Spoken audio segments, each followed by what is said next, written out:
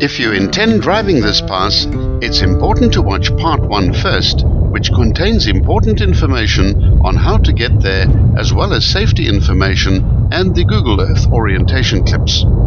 If you want to drive to the end of this road, you'll need to add on at least an extra 50 minutes of time, excluding stops, to get to the lock gate and return back to the summit point. This eastern side of the pass is completely different to the western side and is quite bushy and lush by comparison. The area is also rich in wildlife, and visitors with a keen eye may spot porcupines, honey badger, the Cape clawless otter, and the aardvark. The lucky few may even catch a glimpse of the elusive leopard. There are also smaller predators like the African wildcat, lynx, bat-eared fox, aardwolf, and Cape fox.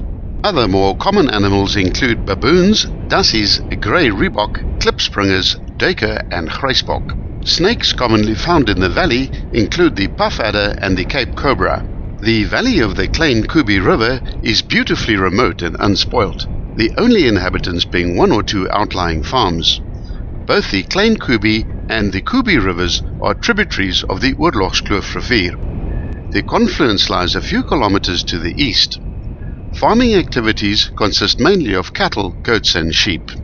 Whilst driving down this section of the pass, please proceed very slowly and keep your dust levels down, and be wary of animals on the road at any time. During the wet winter months, be aware that there might be rockfalls and flooded river crossings.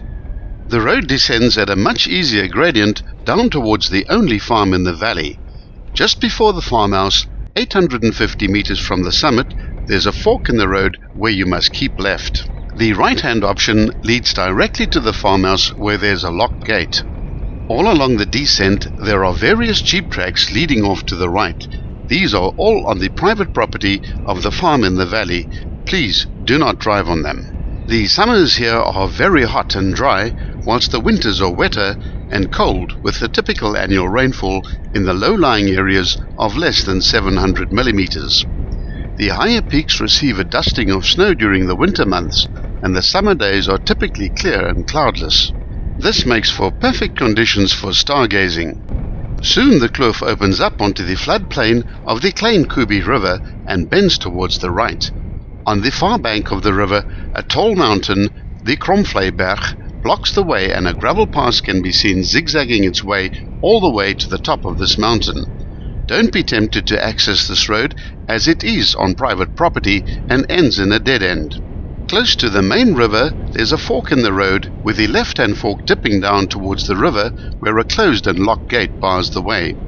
The government map shows this road continuing over the river and turning north to the farm Klein Kubi.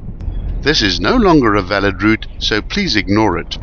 The road that heads north and back to the R27 is called the Klein Kubi Pass and follows the course of the river of the same name. It's only accessible from the R27 and is also a dead end ending at the farm you can see on the far side of the river about 1 kilometer upstream. The right-hand fork carries on for a few kilometers, offering a few lovely picnic spots under shady trees next to the riverbank. But the road deteriorates the further south one goes, and eventually the track peters out completely.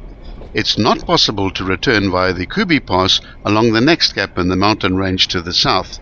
You now have to do a U-turn and retrace your route all the way back to the start of the pass.